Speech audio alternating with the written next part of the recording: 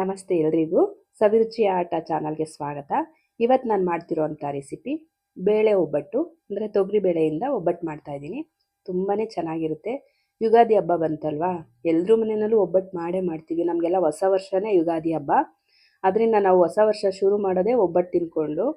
ತುಂಬಾ ಚೆನ್ನಾಗಿರುತ್ತೆ. ಅದು ಬೇಳೆ ಒಬ್ಬಟ್ಟು ಅಂದರೆ ಯಾರಿಗಿಷ್ಟ ಆಗಲ್ಲ ಹೇಳಿ, ಎಲ್ರಿಗೂ ಇಷ್ಟ ಆಗುತ್ತೆ.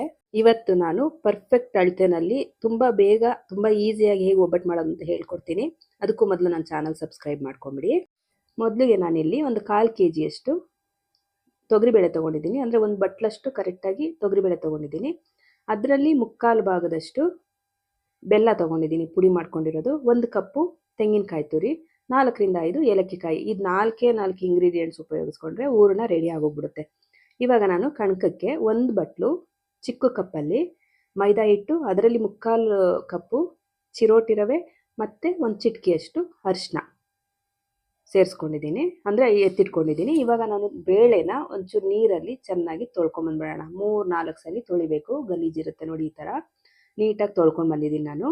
ಇವಾಗ ಸ್ಟವ್ ಮೇಲೆ ನೀರು ಕಾಯಕ್ಕೆ ಇಟ್ಕೊಂಡಿದ್ದೆ ಬೇಳೆ ಬೇಯಿಸೋದಕ್ಕೆ. ಯಾವುದೇ ಕಾರಣಕ್ಕೂ ಕುಕ್ಕರ್ಗೆ ಹಾಕ್ಬೇಡಿ. ಒಬ್ಬಟ್ಟು ಮಾಡಬೇಕಾದ್ರೆ ಕುಕ್ಕರಲ್ಲಿ ಬೇಳೆ ಬೇಯಿಸ್ಕೋಬಾರ್ದು, ನುಣ್ಣಗಾಗೋಗ್ಬಿಡುತ್ತೆ. ಟೇಸ್ಟು ಅಷ್ಟು ಚೆನ್ನಾಗಿರಲ್ಲ.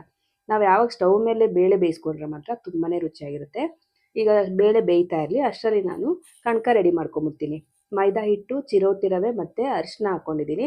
ಇದಕ್ಕೆ ಒಂದೇ ಒಂದು ಚಿಟಿಕೆ ಉಪ್ಪು ಹಾಕ್ಕೊಂಡಿದ್ದೀನಿ. ನೋಡಿ, ಅರಿಶಿನದ ಮೇಲೆ ಹಾಕೊಂಡು ತೋರಿಸ್ತಾ ಇದ್ದೀನಿ ಎಷ್ಟು ಉಪ್ಪು ಹಾಕ್ಕೊಂಡಿದ್ದೀನಿ ಅಂತ. ಇವಾಗ ಇದನ್ನು ಚೆನ್ನಾಗಿ ಮಿಕ್ಸ್ ಮಾಡ್ಕೊಂಬಿಡ್ತೀನಿ, ನೀರು ಸೇರಿಸ್ದಲೇ. ಈ ಥರ ಮಿಕ್ಸ್ ಆದಮೇಲೆ ಸ್ವಲ್ಪನೇ ನೀರು ಸೇರಿಸ್ಕೊಂಡು ನಾನು ಚಪಾತಿ ಹಿಟ್ಟಿಗಿಂತ ಸ್ವಲ್ಪ ತೆಳ್ಳಗೆ ಕಲಿಸ್ಕೋಬೇಕು. ತುಂಬ ತೆಳ್ಳಗಾಗಬಾರ್ದು ಮೈದಾ ಹಿಟ್ಟು ಕಣಕ. ಇದು ಒಂದು ಚಪಾತಿ ಹಿಟ್ಟಿಗಿಂತ ಸ್ವಲ್ಪ ತೆಳ್ಳಗಾದರೆ ಸಾಕು, ತುಂಬಾ ಚೆನ್ನಾಗಾಗುತ್ತೆ ಒಬ್ಬಟ್ಟು, ಕಿತ್ತೋಗಲ್ಲ ಏನಿಲ್ಲ. ನೋಡಿ, ಈ ರೀತಿಯಾಗಿ ಸ್ವಲ್ಪನೇ ನೀರು ಸೇರಿಸ್ಕೊಂಡು ನಾನು ಕಲಿಸ್ತಾ ಇದ್ದೀನಿ. ಈ ಥರ ನೀಟಾಗಿ ಕಲಸಾದ್ಮೇಲೆ ನಾನು ಎಣ್ಣೆ ಹಾಕ್ಬಿಟ್ಟು ಸುಮ್ಮನೆ ಹಿಂಗೊಂದ್ಸಲಿ ತಟ್ಬಿಟ್ಟು ಇಟ್ಬಿಡ್ತೀನಿ.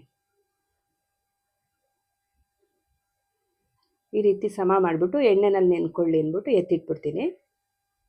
ಸೈಡ್ ಇಟ್ಕೊಳ್ಳೋಣ. ಇದು ಇವಾಗ ಬೇಳೆ ಯಾವ ಥರ ಬೆಂದಿದೆ ತೋರಿಸ್ತೀನಿ ಬನ್ನಿ. ನೋಡಿ, ಬೇಳೆ ಇಷ್ಟು ಬೇಯಬೇಕು, ತುಂಬಾ ಬೇಯಬಾರ್ದು ಅಥವಾ ದಿಂಡಾಗೂ ಇರಬಾರ್ದು, ಇಷ್ಟು ಬೆಂದರೆ ಸಾಕು ಬೇಳೆ.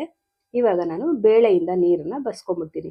ನಿಮ್ಗೆ ಏನಾದರೂ ಈ ಥರ ಪಾತ್ರೆಯಲ್ಲಿ ಬಸಿಯೋಕ್ಕಾಗಿಲ್ಲ ಅಂದರೆ ಜಾಲ್ರಿ ಬರುತ್ತಲ್ಲ, ಸೊಪ್ಪೆಲ್ಲ ತೊಳಿತೀವಲ್ವ, ಕಣ್ಣಿಂದು ಜಾಲ್ರಿ ಬರುತ್ತಲ್ಲ, ಅದಕ್ಕೆ ನೀವು ಬಸ್ಕೋಬೋದು ಕಾಳನ್ನ. ನಾನು ಈ ರೀತಿ ಮಾಡ್ಕೋತೀನಿ. ನೋಡಿ, ನೀಟಾಗಿ ನೀರು ಒಂಚೂರು ಇಲ್ದಂಗೆ ಬಸ್ಕೊಂಡಿದ್ದೀನಿ. ಈಗ ಇದರಲ್ಲಿ ಸ್ವಲ್ಪನ ನಾನು ಸಾಂಬಾರಿಗೆ ಎತ್ತಿಟ್ಕೊಂಡಿದ್ದೀನಿ. ಇವಾಗ ಬೆಲ್ಲ ಏನು ಎತ್ತಿಟ್ಕೊಂಡಿದ್ದೆ ನಾನು, ಬೇಳೆ 1 ಬಟ್ಲಿದ್ರೆ 3/4 ಕಪ್ಪು ಬೆಲ್ಲ, 1 ಚಿಕ್ಕ ಕಪ್ಪಲ್ಲಿ ಕಾಯಿ ತುರಿ, ಸ್ವಲ್ಪ ಏಲಕ್ಕಿ ಕಾಯಿ ಸೇರಿಸ್ಕೊಂಡು ಚೆನ್ನಾಗಿ ಮಿಕ್ಸ್ ಮಾಡ್ಕೊತಾ ಇದ್ದೀನಿ. ಈ ರೀತಿ ಒಂದ್ಸರಿ ಚೆನ್ನಾಗಿ ಮಿಕ್ಸ್ ಮಾಡ್ಕೋಬೇಕು.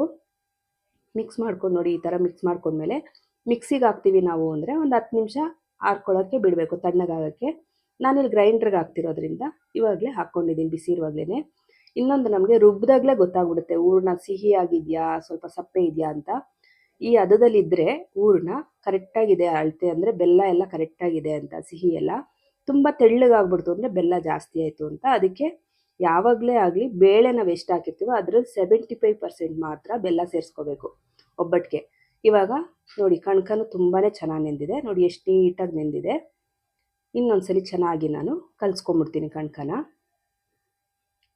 ಈ ರೀತಿ ನೀಟಾಗಿ ಕಲಿಸ್ಕೊಂಡ್ರೆ ಇದರಲ್ಲಿ ಇರೋ ಎಣ್ಣೆನೂ ವೇಸ್ಟ್ ಆಗೋಲ್ಲ. ಈ ಎಣ್ಣೆನ ನಾನು ಒಬ್ಬಟ್ಟು ತಟ್ಟೋದಕ್ಕೆ ಇದನ್ನೇ ಉಪಯೋಗಿಸ್ಕೊತೀನಿ, ಬೇರೆ ಯಾವುದೂ ಎಣ್ಣೆ ತೊಗೊಳ್ಳಲ್ಲ. ಉಂಡೆಗಳು ನೋಡಿ, ಇಷ್ಟು ಬೇಳೆಗೆ ನನಗೆ 20 ಹೋಳಿಗೆ ಆಗಿದೆ. ತುಂಬಾ ಚೆನ್ನಾಗಿ ಬಂದಿದೆ, ಹೂರಣ ಆಗಿರ್ಬೋದು, ಕಣಕ ಆಗಿರ್ಬೋದು. ಇವಾಗ ನಾನು ಒಂದು ಹೋಳಿಗೆ ಪೇಪರ್ ತೊಗೊಂಡು, ಚಿಕ್ಕದಾಗಿರೋದೇ ತೊಗೊಂಡಿದ್ದೀನಿ, ಇಷ್ಟಿತ್ತು. ಅದಕ್ಕೆ ಇನ್ನೇನು ಕಟ್ ಮಾಡ್ಕೊಳ್ಳೋದು ಅಂತ ನನಗೆ ಸಾಕು, ಒಂದು ಅಂಗೈ ಅಗಲ ಇದೆ, ಅಷ್ಟು ದೊಡ್ಡದು ಸಾಕು ನಮಗೆ ಒಬ್ಬಟ್ಟು ಮಾಡ್ಕೊಳ್ಳೋದಕ್ಕೆ.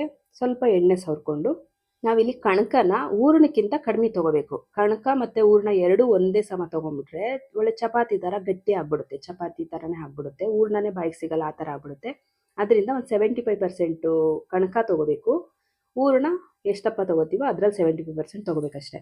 ನೋಡಿ, ಈ ರೀತಿಯಾಗಿ ಉಂಡೆಗೆ ಮಾಡಿಕೊಂಡು ನೀಟಾಗಿ ತಟ್ಕೋಬೇಕು ಕವರ್ ಮೇಲೆ. ನೋಡಿ, ಇಷ್ಟು ನೀಟಾಗಿ ಬಂದಿದೆ, ಒಂಚೂರು ಕಿತ್ತೋಗಲ್ಲ ಏನಿಲ್ಲ, ಅಷ್ಟು ಚೆನ್ನಾಗಿ ಬಂದಿದೆ. ಇವಾಗ ತವ ಇಟ್ಕೊಂಡಿದ್ದೀನಿ ನಾನು. ತವ ಬಿಸಿಯಾಗಿದೆ. ಇವಾಗ ನಾನು ಇದಕ್ಕೆ ಸ್ವಲ್ಪ ಎಣ್ಣೆ ಸವರ್ಕೊಂಡು ಹಿಂಗೇನು ನಾನು ತಟ್ಟಿಟ್ಕೊಂಡಿದ್ದೀನಿ ಒಬ್ಬಟ್ಟು, ಇದನ್ನು ಹಾಕೋತಾ ಇದ್ದೀನಿ. ನಿಮಗೆ ಎಣ್ಣೆ ಬೇಡ, ತುಪ್ಪ ಸಾಕು ನನಗಿರೋ ತುಪ್ಪ ಬೇಕಾದರೆ ಹಾಕೋಬೋದು. ನಾನಿವತ್ತು ಎಣ್ಣೆನಲ್ಲೇ ಮಾಡ್ತಾಯಿದ್ದೀನಿ. ನೋಡಿ, ಈ ರೀತಿಯಾಗಿ ನೀಟಾಗಿ ತಟ್ಕೊಂಡು 2 ಸೈಡೂ ಸ್ವಲ್ಪ ಎಣ್ಣೆ ಹಾಕ್ಕೊಂಡು ಅಥವಾ ತುಪ್ಪ ಹಾಕ್ಕೊಂಡು ಬೇಯಿಸ್ಕೊಂಡ್ರೆ ಒಬ್ಬಟ್ಟು ರೆಡಿ ಆಗಿಬಿಡುತ್ತೆ. ಎಲ್ಲ ಒಬ್ಬಟ್ಟನ್ನು ನಾನು ಈ ರೀತಿಯಾಗಿ ತಟ್ಕೊಂಡು ಬೇಯಿಸ್ಕೊಂಬಿಡ್ತೀನಿ. ನೋಡಿ ಎಷ್ಟು ನೀಟಾಗಿ ಬಂದಿದೆ, ಸ್ವಲ್ಪ ಕೂಡ ಕಿತ್ತೋಗಿಲ್ಲ, ಏನಿಲ್ಲ. ತುಂಬಾ ಚೆನ್ನಾಗಿ ಬಂದಿದೆ ಒಬ್ಬಟ್ಟು. ತುಂಬ ಈಸಿಯಾಗಿ ಕೂಡ ಮಾಡ್ಕೋಬೋದು. ಜಾಸ್ತಿ ಪದಾರ್ಥಗಳು ಬೇಕಾಗಲ್ಲ ಒಬ್ಬಟ್ಟಿಗೆ. ಕೆಲವೊಬ್ಬರಿಗೆ ಕಿರಿಕಿರಿ ಅನಿಸುತ್ತೆ ಒಬ್ಬಟ್ಟು ಮಾಡೋದಕ್ಕೆ. ಏನು ಆ ಥರ ಎಲ್ಲ ಅಂದ್ಕೊಳ್ಳೇಬೇಡಿ, ತುಂಬ ಈಸಿಯಾಗಿ ಮಾಡ್ಬೋದು. ಆದರೆ ಒಂದು ಅರ್ಧ ಗಂಟೆ ಟೈಮ್ ಹಿಡಿಯುತ್ತೆ ಅಷ್ಟೇ. ಕುತ್ಕೊಂಡು ನಿಂತ್ಕೊಂಡು ಫೋನ್ ಹಿಡ್ಕೊಂಡೇ ನಾವು ಅರ್ಧ ಗಂಟೆ ಟೈಮ್ ವೇಸ್ಟ್ ಮಾಡಿರ್ತೀವಿ. ಅದ್ರ ಬದಲಾಗಿ ನಾವು ಮನೆಯಲ್ಲೇ ಒಬ್ಬಟ್ಟು ಮಾಡ್ಕೋಬೋದಲ್ವ ಈ ರೀತಿಯಾಗಿ. ನೋಡಿ ಎಷ್ಟು ಚೆನ್ನಾಗಿ ಬಂದಿದೆ ಅಂದರೆ ತುಪ್ಪದ ಜೊತೆ ಅಥವಾ ಕಾಯಿ ಹಾಲು ಅಂತ ಮಾಡ್ಕೋತೀವಲ್ವ ನಮ್ಮ ಕಡೆ ಎಲ್ಲ, ಕಾಯಿ ಹಾಲು ಜೊತೆ ತಿನ್ಬೋದು, ತುಪ್ಪದ ಜೊತೆ ತಿನ್ಬೋದು, ಇಲ್ಲ ಹಾಲನ್ನ ಬಿಸಿ ಮಾಡಿಕೊಂಡು ಅದ್ರ ಜೊತೆ ಕೂಡ ತಿನ್ಬೋದು ನಾವು.